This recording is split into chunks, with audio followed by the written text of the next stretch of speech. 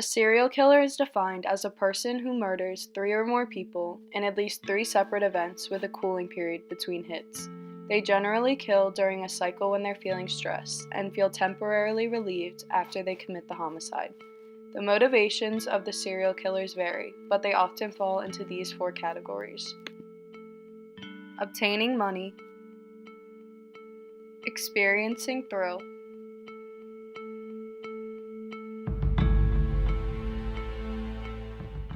a sense of power, and a desire to rid the world of evildoers. A serial killer can be both male or female, but their profiles have major differences. Criminologist Eric Hickey, the author of Serial Killers and Their Victims, interviewed 64 female serial killers and discovered that most were white and typically killed between 7 and 10 victims. They are more likely to kill family members than strangers, and most of the victims were in the upper middle class. They also tend to operate longer than males. Most had at least a high school or college education. 40% are nurses and 22% are some sort of caregiver. They also use quieter methods of killing, such as poison, drugs, and smothering. The profile of a female serial killer usually consists of a woman who is average or above average in attractiveness, around 32 years old at the time of their first murder, and hold a caregiving position such as a nurse, babysitter, or teacher as a profession. Female serial killers typically kill family or friends in a setting they are familiar with, like a home or a healthcare facility. They use their attractive looks and nurturing or sexual behavior to trick their victims. There is no pattern in the gender or age of a female serial killer's victims, but instead is based on their motive. Women are easily overlooked as serial killers. They hide as mothers, wives, or grandmothers. Even after they have been reprimanded, it is easier for them to slip back into the crime. The profile of a male serial killer differs from that of a female. Males typically kill strangers, usually women, using more violent means. They are known to torture, rape, dismember, and brutally kill their victims. While women kill for money or power, men kill for lust. They are characterized by a desire for domination, control, and sexual violence. While there are many differences in the profiles of male and female serial killers, they also have some similarities. Both males and females that turn out to be serial killers usually have a rough childhood. Because of this, many are antisocial and usually act alone in their crimes. However, when speaking to their victims, killers are described as charismatic and articulate. Names such as Ted Bundy, Jeffrey Dahmer, and John Wayne Gacy are recognized by almost everyone. These people are notorious serial killers with a long list of heinous crimes. Ted Bundy. Sure, I get angry. I get very, very angry and indignant. I don't like being locked up for something I didn't do, and I don't like my liberty taken away, and I don't like being treated like an animal, and I don't like people walking around and ogling me like I'm some sort of weirdo, because I'm not. Tell me how you encountered Ted Bundy. This tan Volkswagen drove by very slowly. The driver kind of looked at me as he went past, and then he stopped and backed up and leaned over and rolled down the passenger window and asked me where I was going. And then he turned in the car seat, so he's kind of facing me, and he leaned in really close. I thought he was going to kiss me. Instead, he said very quietly, "Do you know what? I'm going to kill you."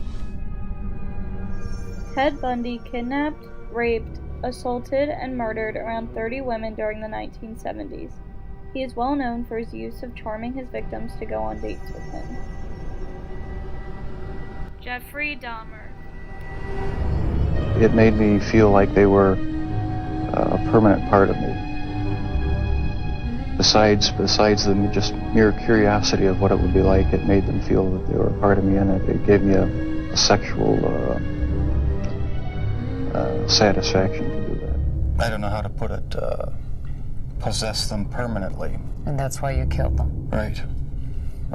Not because I was angry with them, not because I hated them, but because I wanted to keep them with me.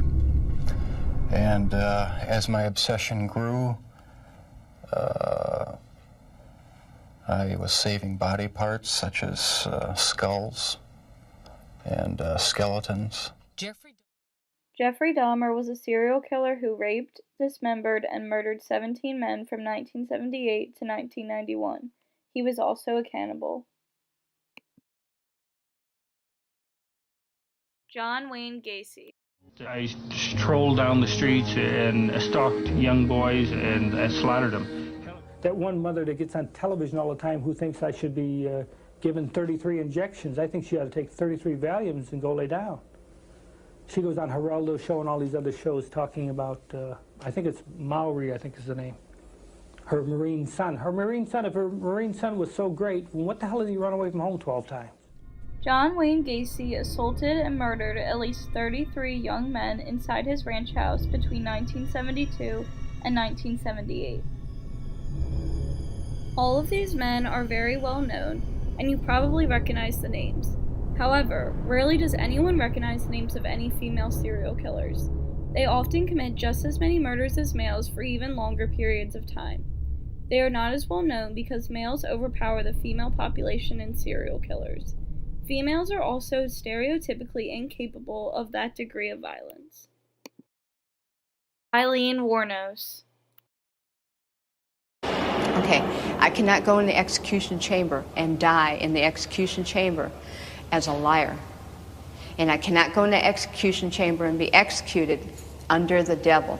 I have to come clean and cleanse my spirit in the name of Jesus Christ. Yeah, and I got to come clean that I killed those 7 men in first-degree murder and robbery. As they said, they had it right. Serial killer. The most famous female serial killer, often said to be the first female serial killer, is Eileen Wuornos. She became known because she was atypical of female serial killers. Instead, she killed like a man, using almost the same methods that male serial killers use to kill their victims. She used a gun instead of poison, she killed outside and in places she was unfamiliar with, she killed strangers instead of friends or family, and killed for vengeance instead of for money and power. She was the 10th woman to be executed on death row after being charged with the first-degree murder of the 7 men that she picked up and mercilessly killed along the highway. She was a former prostitute who got sick of the way she was being treated by the men she was with. I'm telling you, bottom of my heart, I'm telling you the truth about everything. I mean, I can't be any truthful. They got violent with me, and I decided to be done with it.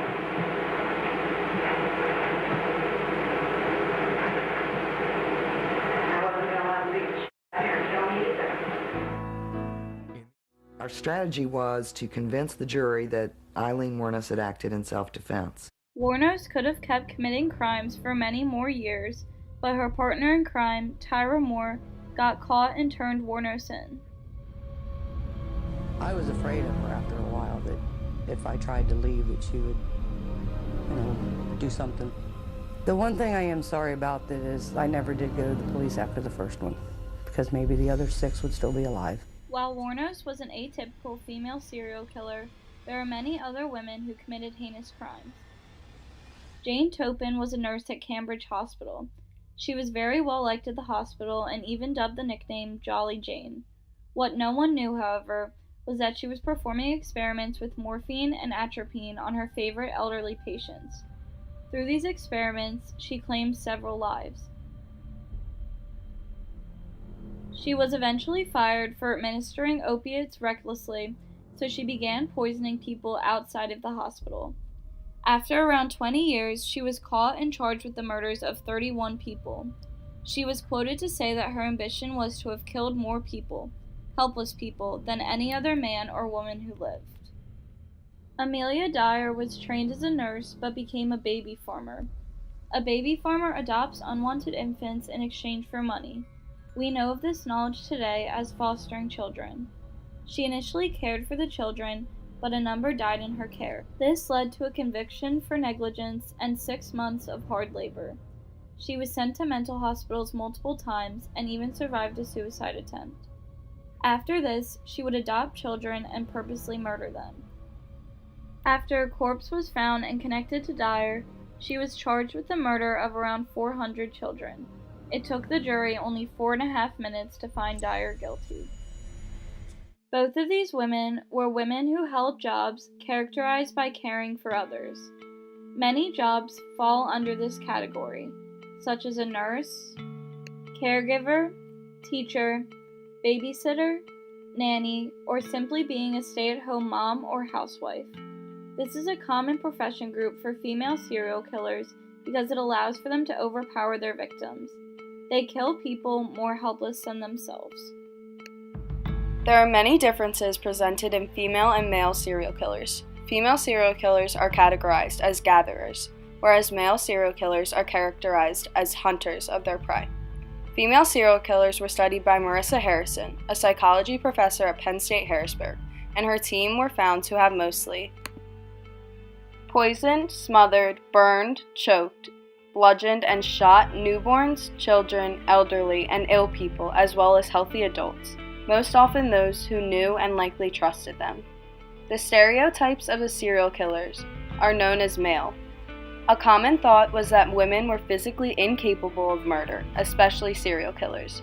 Women who would kill for power and their victims were those who they knew, whereas men would kill for lust and at random. Studies show 85% of serial killers are male and 15% are female. The most typical serial killers are white, holding 51.7% of convicted serial killers in the United States from 1900 to 2010. 39.8% are African American, 6.7% are Hispanic, 1% Native American, and 0.9% Asian.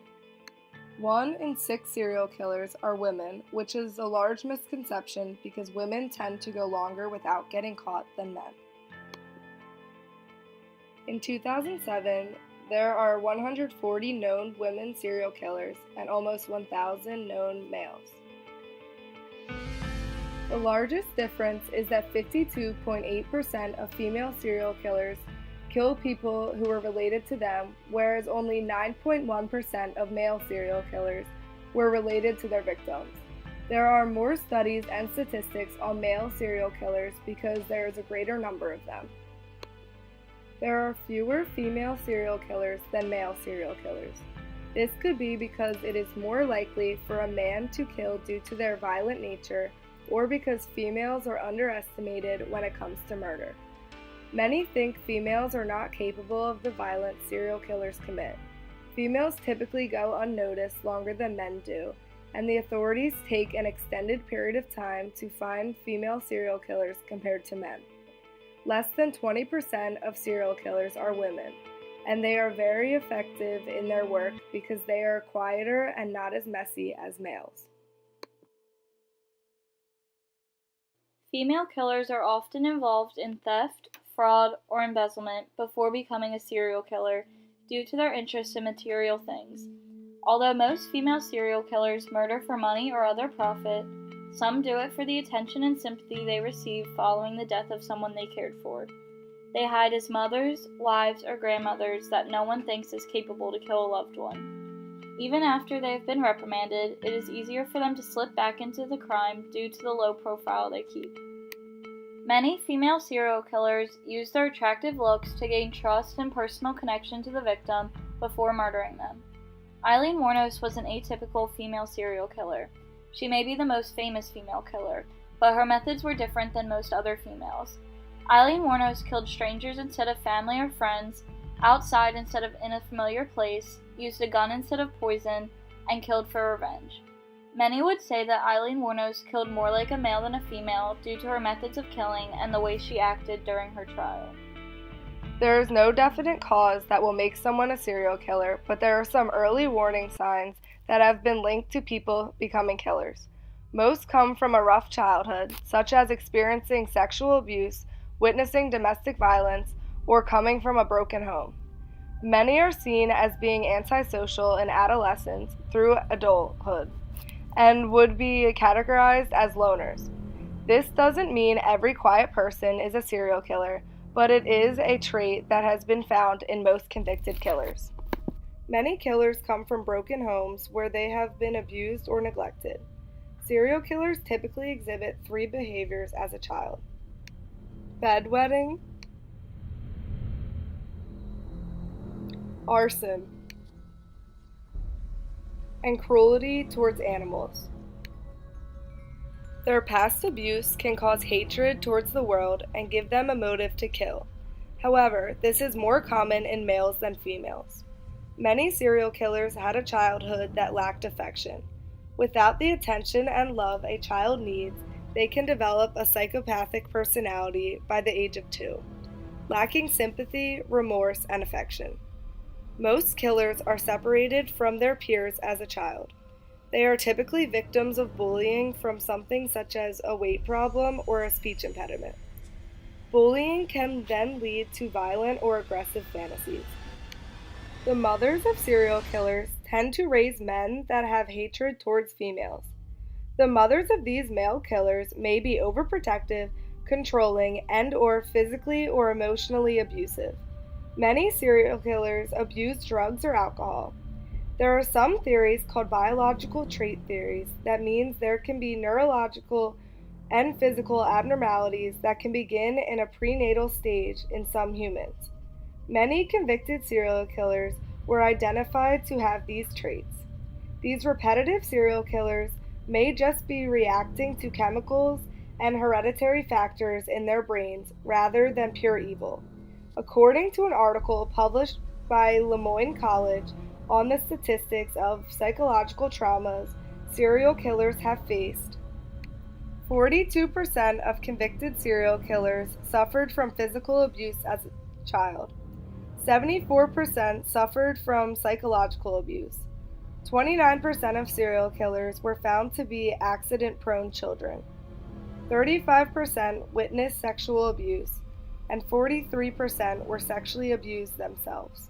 Stereotypically, people think serial killers have mental disorders, but instead they exhibit antisocial personality disorders such as sociopathy or psychopathy. The American Psychiatric Association does not consider these mental illnesses. Antisocial personality disorder is a mental health disorder characterized by disregard for other people. Psychopathy is when someone appears normal or even charming, but they actually lack empathy or conscientiousness. Sociopathy is the colloquial term for mental health disorders, resulting in disregard for other people. Some key traits that sociopaths and psychopaths share are a disregard for the law or social morals, a disregard for the rights of others, a failure to feel remorse or guilt, and a tendency to display violent behavior.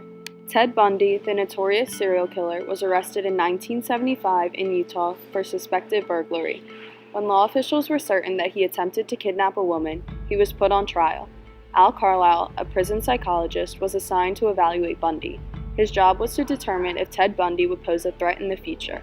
Carlisle states it is very difficult to determine a violent future after a few days because the criminal is able to prepare for the evaluation.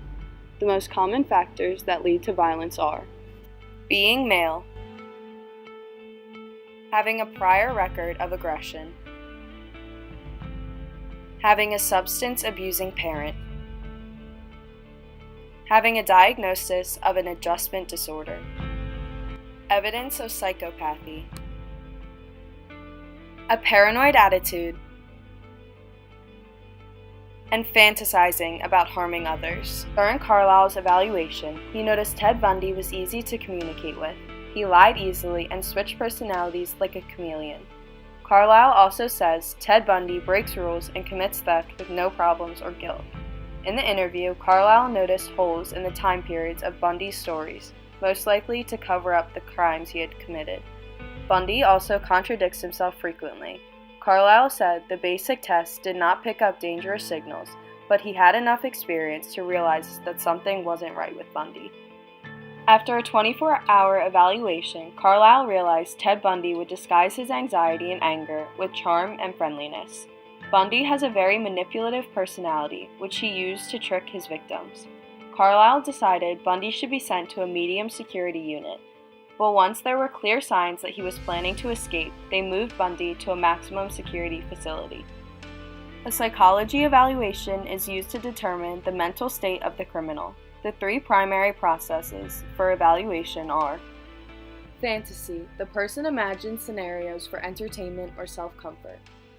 Dissociation, the person avoids uncomfortable feelings and memories. Compartmentalization, the person relegates different ideas and images to specific mental frames and keeps boundaries between them. Men and women are psychologically similar, but it is known that men are more violent than women. Many researchers believe men have a tendency to be more aggressive due to evolution. They say men have evolved to be warriors, causing them to be more aggressive against their neighbor. Biologically, men are stronger than women. History proves that in a hunter-gatherer society where people want to obtain all the resources they could, men were the strength of the operation, and women were needed to gather other supplies. Because of this, women became more dependent on males for survival. This economic dependency allowed men to take advantage of women. Once a man has power, he will fight to keep it. This has continued for generations. Women may not be as dependent on men anymore, but men still have more violent, aggressive, and power-driven tendencies. Male serial killers are more likely to get caught due to their methods of killing because of how brutal and noticeable it is. Women tend to get away with their killing sprees for longer periods of time due to the subtle methods of homicide they use. Most male serial killers are less organized than female killers. Since men typically kill strangers in gruesome ways, it is easier for the authorities to solve the crime. Women kill family members or friends, which allows them to hide as a grieving loved one. They also use drugs or smothering, which is harder to track than a bloody kill. Many male serial killers take pleasure in their female victims by raping them either before or after they kill them. They then leave more of their DNA at the scene of the crime. Some men are even known for keeping parts of the body, like the brain or skeleton.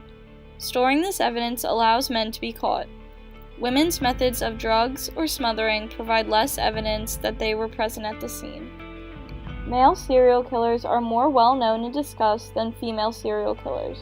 They have more shocking methods of killing their victims, such as dismembering the bodies, cannibalism, torturing, raping, stabbing, or beating them to death. These ways of killing terrify people, causing them to be more talked about. The less violent styles of murder for women serial killers are still horrific, but not as frightening to the general population.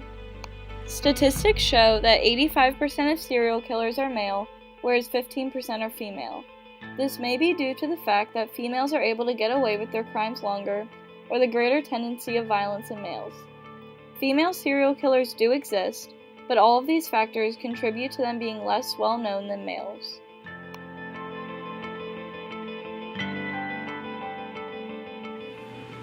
I'm all right with it. I'm okay. God is going to be there. Jesus Christ is going to be there. All the angels and everything. I didn't do anything as wrong as they said. I did the right thing. We're going to have to cut this interview, Nick. I'm not going to go into any more detail. I'm leaving. I'm glad. Thanks a lot, Society, for railroading. Okay, let's go.